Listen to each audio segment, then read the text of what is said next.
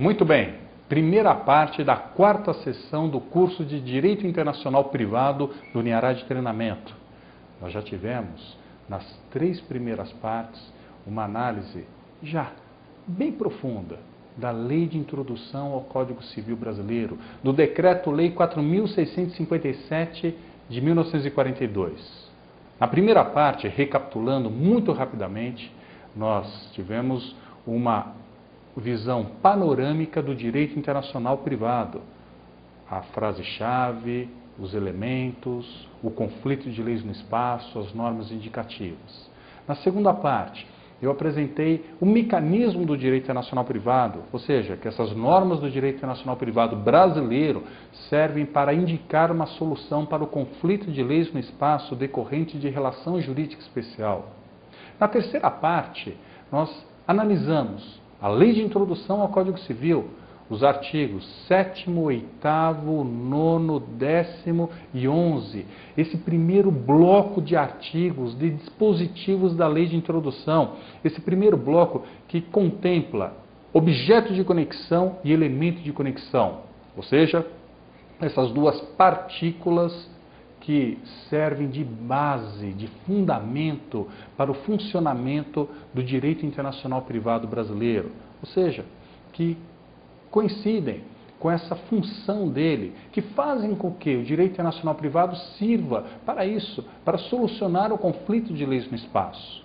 E seguimos adiante na terceira parte, já com análise do artigo 12 também, o artigo 12 da Lei de Introdução, que é o primeiro artigo desse segundo bloco de artigos, de dispositivos do Decreto-Lei 4.657 de 42, que são chamados, esses artigos do segundo bloco, de artigos do direito processual civil internacional, porque não são normas com objeto e elemento de conexão, são dispositivos, sim, que apresentam o funcionamento do sistema, são normas quase, são dispositivos quase que procedimentais. O artigo 12 ficou muito claro nisso, porque o artigo 12 tem uma similitude com os artigos 88, 89 e 90 do CPC, ou seja, poderiam estar muito bem no Código de Processo Civil.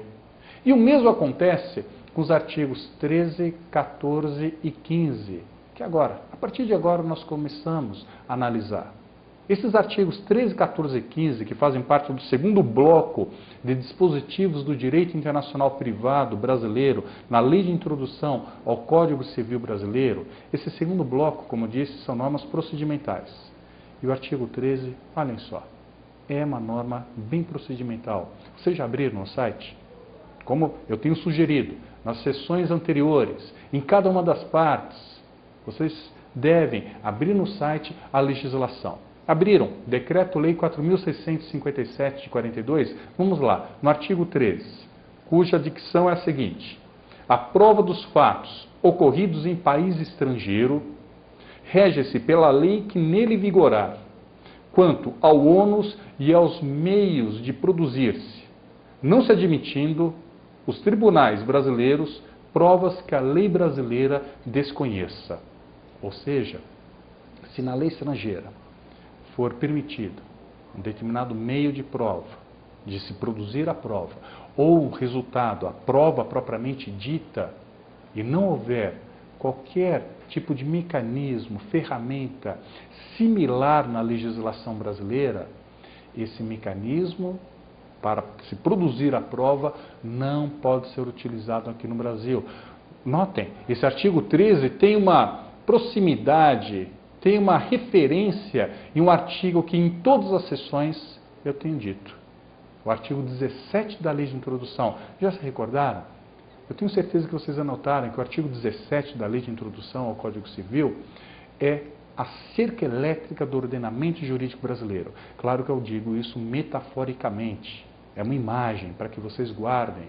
Artigo 17 da Lei de Introdução à cerca elétrica. A cerca elétrica porque impede que atos, leis e sentenças estrangeiras que venham a ofender soberania, ordem pública, moral, costumes, enfim, esses requisitos fundamentais do nosso ordenamento jurídico não sejam aplicados aqui no território nacional.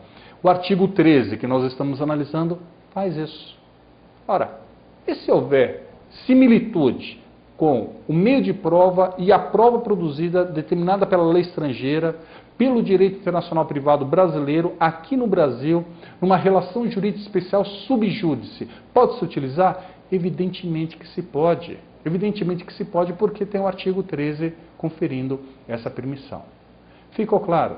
Se não houver um mecanismo similar no ordenamento jurídico para a produção da prova, e a prova propriamente dita que já foi colhida, ela não poderá ser utilizada em juízo aqui no Brasil. E tampouco poderá ser utilizada como um fator, um elemento de argumento num processo ou numa testemunha, enfim, existe esse obstáculo do artigo 13. Artigo 14 tem muita, mas muita semelhança com o artigo 13. Mas o artigo 14 tem semelhança por conta da prova. Mas não a prova ou meio de prova, mas sim a prova do direito estrangeiro.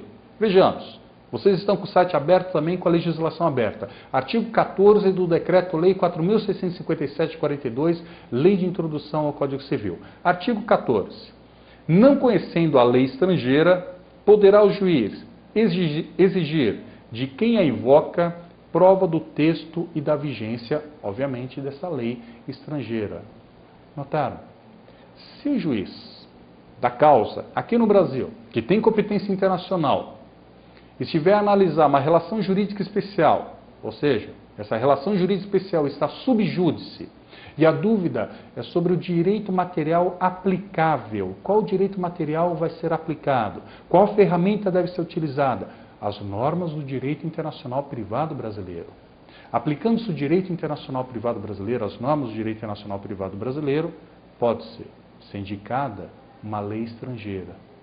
Permitida a aplicação dessa lei estrangeira, artigo 17 da Lei de Introdução, permitida a aplicação da lei estrangeira, não há problema, porque se o juiz conhecer da lei estrangeira, ótimo, ele pode aplicar ex officio essa lei estrangeira.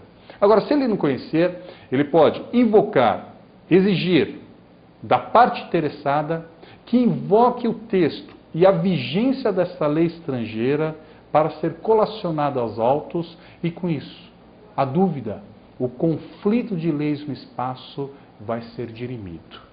Notaram a importância do artigo 14? É um artigo instrumental, é um dispositivo de funcionamento do sistema, o artigo 14.